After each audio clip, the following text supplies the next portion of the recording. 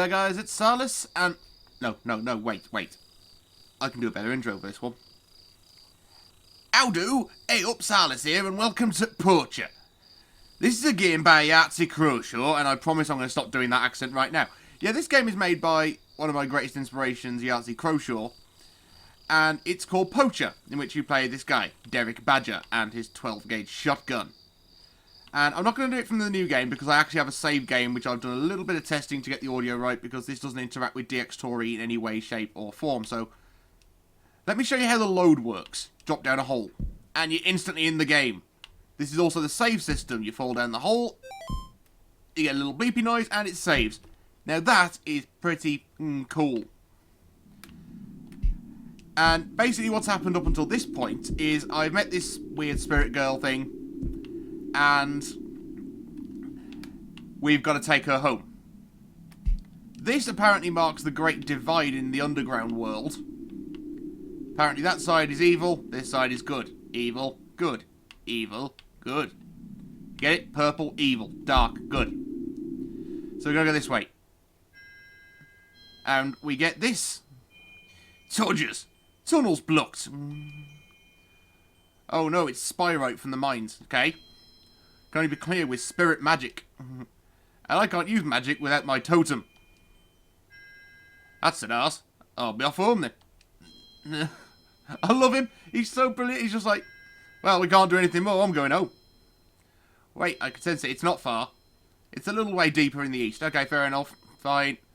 The puppets must have taken it to the underhalls. Won't take much longer. Yeah. Yes, it does. Yes, it does, Rebecca. Yes, it does. Because he is a Yorkshireman.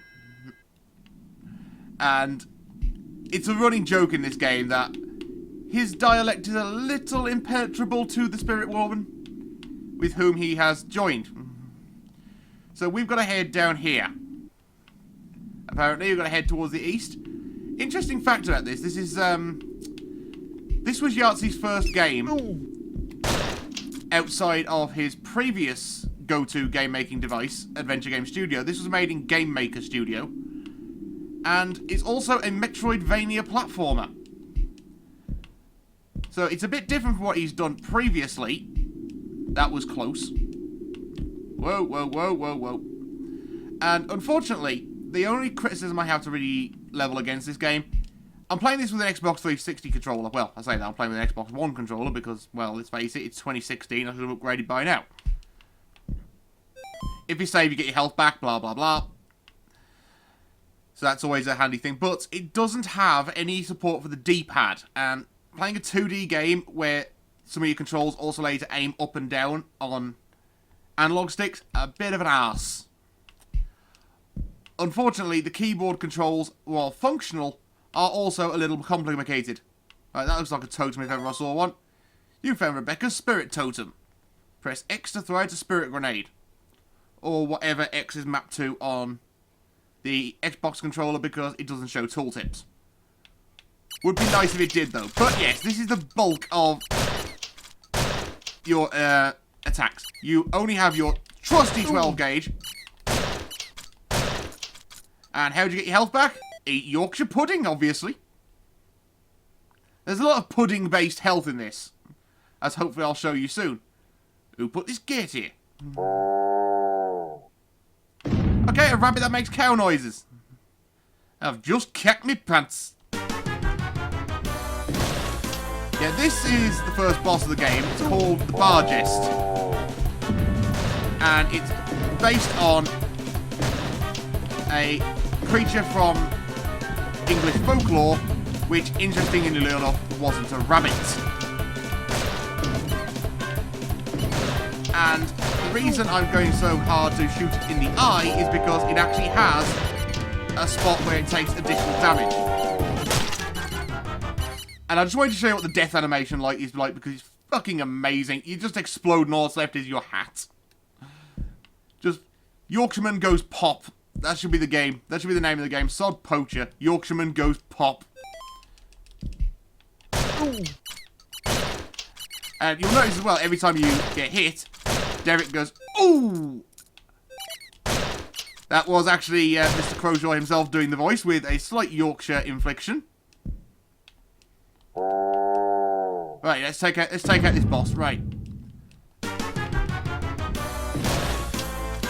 One of the things I will say about this is some of the boss fights in this can be quite challenging. This isn't my first time playing through this. This is the reason why I've done a load rather than start from the beginning. Because there are, in fact, 3 endings to this. What you expect, it's a Metroidvania. It's going to have multiple ending options. Fucking rabbits! And in this playthrough, I'm shooting for the golden ending, which involves fighting one of the hardest bosses Yhatzeen's ever come up with. Hello? Didn't mean to pick up that, but I did anyway. And unfortunately, this game does not... This game is free, by the way. I will post links to where you can get it from in the description below. You can get it from Yhatzeen's website, fullyramblomatic.com, and it's also hosted by The Escapist. The Dark One sent a bargest. They've broken the treaty.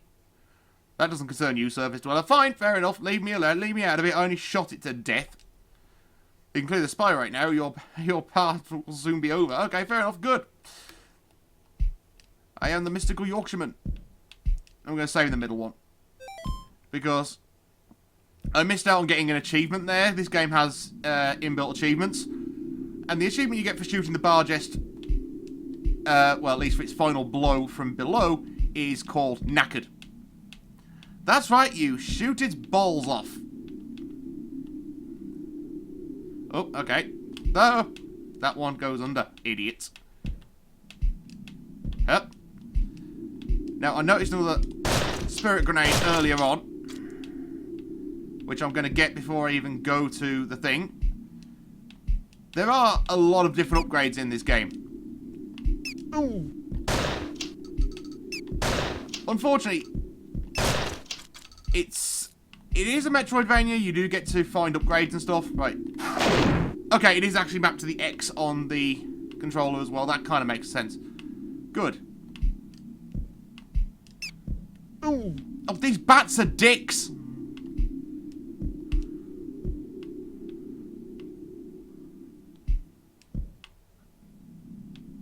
I think I might have to explode. Hang on, can I just go underneath? No, underneath all this. And hopefully I'll find a way up. Come on. Please have given me a way up. Bloody bats are absolute arses in this. Right, going up again. In the early stages of this game is not forgiving at all. And I am quite early on in this particular save, so... Yes, now you can't hurt me again, you bloody bat bastard. Your spirit grenade capacity has been increased. So every time you find one of those totems, you increase the amount of spirit grenades you can carry. Which is handy. Because later on in the game, you're going to need more and more and more of them. So the first thing we've got to do is clear that spy right out. Don't ask why it's called that, it's just the word he came up with. Hup. What the fuck is that? Oh, I can shoot it, I was just missing horribly. Fair enough.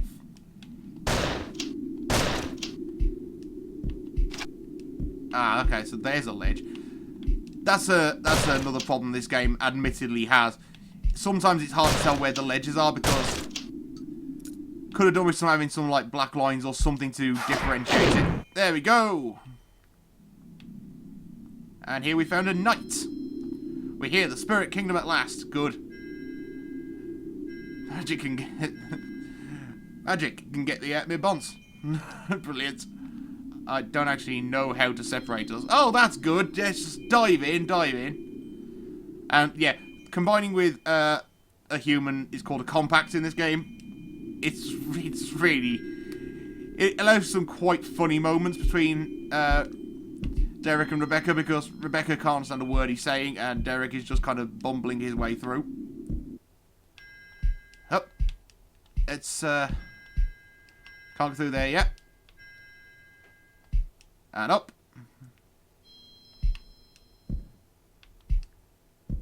And up. There is a lot of platforming in this, I will admit. But then again, I like platformers, so screw you. Is all I'm going to say. They call me the Magical Yorkshireman. As you can see, there is quite a bit of reload time on the old shotgun.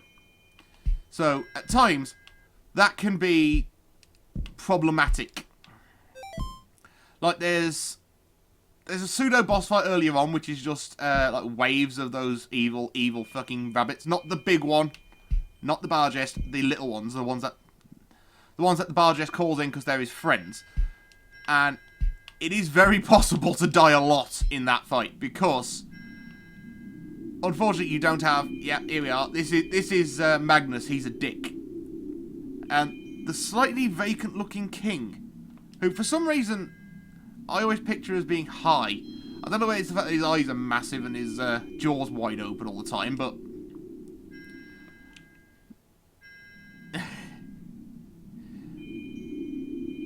okay, apparently father has gone to the Dark Ones for diplomatic talks. Yeah, but the Dark Ones have broken the treaty. Yes, we've forgotten our history. I love this. He just wants to get rid of her at the start. If I don't find Gamey, I'll catch Elf and the wife. There is a little bit of a backstory between him and the person he originally came down here to save. He didn't come down here to join with this Rebecca. It was actually another person he came to save who fell down a hole. No, we destroyed the Spy-Right barricade. Screw you. And this is our heroic task at this point. We've got to get our ass out of here.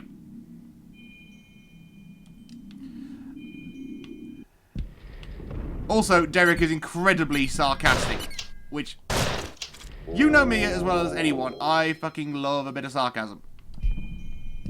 In large doses.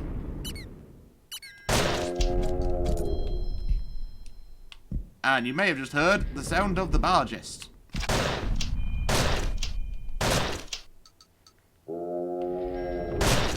But this time, it's not a boss fight. This time, it is clever shorthand.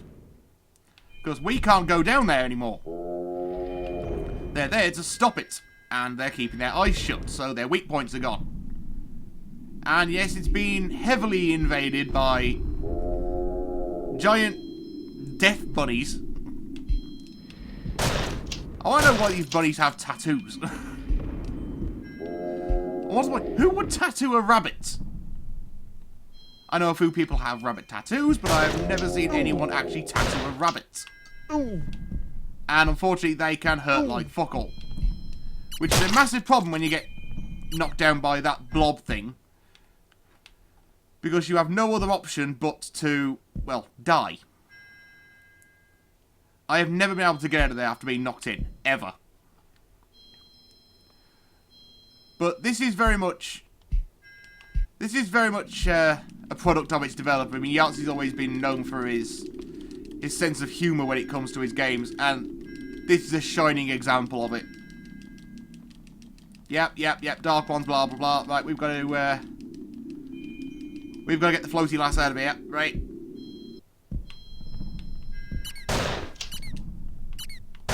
Yep, you're dead. You know what? I'm going to save just so I don't have to do that dialogue again.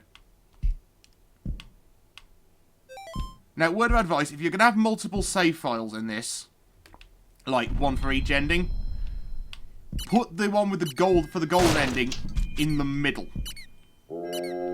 Because the middle one is harder for you to get to, so it's less likely for you to just run in and balls it up. Speaking from personal experience here, I have done that. I've done exactly that. Right. You are an arse. Alley-oop. The platforming works very well in this.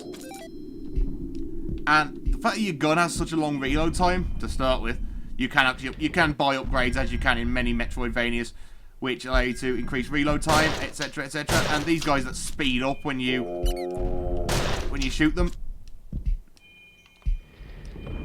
The challenge is quite good.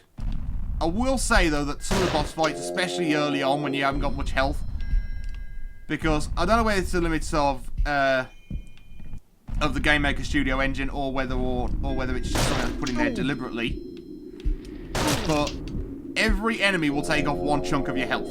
Exhibit there. Per hit. And unfortunately, it's a Metroidvania very true to its roots. There is contact damage.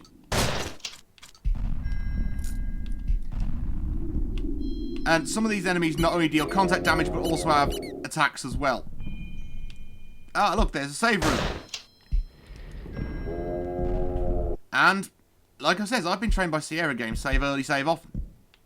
Down! The save system is so brilliant in this, I love it to pieces. Alright, here we go. Classic, old school platforming. Can't walk upstairs, no. Gotta jump upstairs.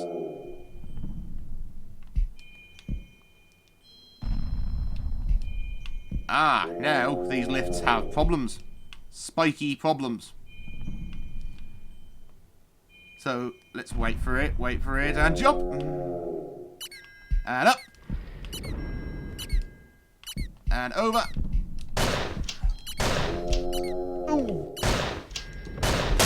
Oh, fuck off! I hate those fucking rabbits. There is actually an achievement for getting killed by one of them.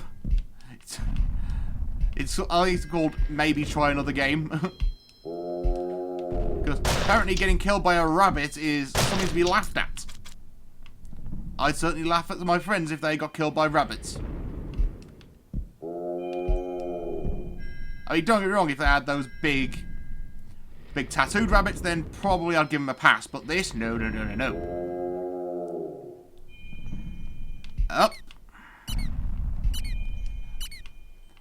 Not to mention, they sound like a dog's squeaky toy. Right, wait for him. Dead. For you can fucking die. Hup. You may notice as well, there is an absence of music throughout this. Except for in boss fights. I think this actually gives it a really, really good atmosphere, because it's supposed to be kind of otherworldly. And, well, the music in the boss fights is amazing. No fall damage, thank God. But lots of giant rabbit damage. Go on, pop me. There we go. Yeah, lots of giant rabbit damage, not much in the way of fall damage. Thank God. Right, up. Like I said, it can get very challenging, especially when you're trying to talk over at the same time. But like I said, it's supposed to be kind of having this otherworldly feel to it, and having the absence of music really does add quite a bit to it. Because when you play a video game, especially like a Metroidvania, like take Symphony of the Night for example, everyone I know loves the music in Symphony of the Night. But the absence of music in a Metroidvania is... it's a rarity. No, don't stand on spikes. Stupid rabbit followed me all the way down here. Cheeky sod. Right. At least we've dealt with the rabbit. And that's all I can say at this point. At least we've dealt with the fucking rabbits. But I am determined to, in the space of this video, get to one of my favourite areas of this, because it's where the dialect confusion gets dialed all the way up to 11, and it is hilarious. Right. Right, you're dead.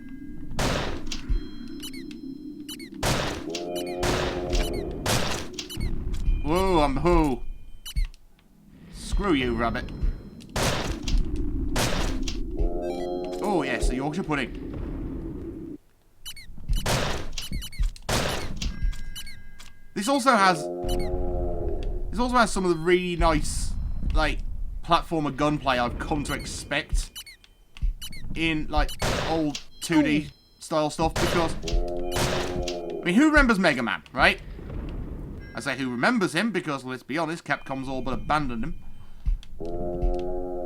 In Mega Man 1 and Mega Man 2, etc., etc., all the old 2D ones, you had to jump and aim that way, which is a nice little throwback. At least I got some health back off that guy. Right. Ooh. Yes, you can shoot directly down. Is it worth the risk it often poses? Probably not. But I do it anyway.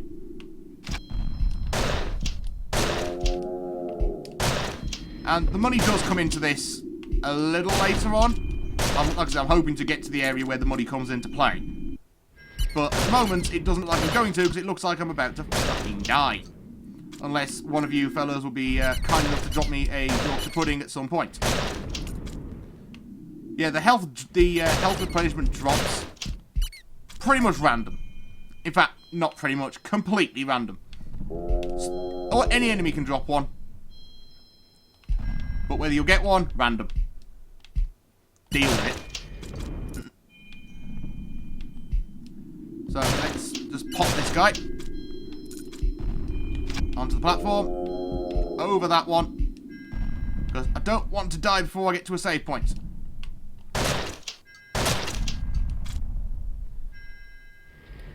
Right, that looks like I've got to get to that platform in the middle. Okay.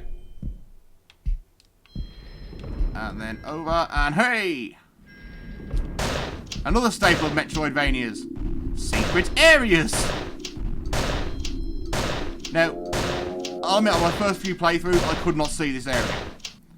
It was only until by complete coincidence that I hit the button, I ended up seeing this. And treasure! Always gotta love a bit of treasure. Oh, hey up. Thank the spiritual saint, the city has fallen. No shit! It's got tons of fucking bar chests hanging around the bottom of it. But we have one more asset to deploy. Okay. Okay, we're looking for the Blemon egg. I have to take Jonathan Creek for the wife. Oh, she's such a fan of Alan Davies. Right. Yeah, basically this is just saying us to go to the next area, which is the Blemon Egg Village. Unfortunately, we're not going to make it there in this video, and that was the bit I was trying to get to. And what makes me laugh is that she's the youngest of the spirit people, but the spirit people don't age.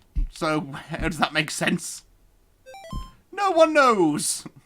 It's a logic known only to itself. And that is all. This bit takes a bit of time, I'll admit. But fortunately, we're already at the end of the video. So, I'm going to end it there. I will put some links to where you can download this from. Like I said, it's on fullyramblomatic.com. That's Yhatzee website. And it's also available on The Escapist, I think, still. Because they were hosting it. Give it a go. It's free. What are you got to lose? Apart from a little bit of sanity and your understanding of regional dialects of the United Kingdom. But there we are.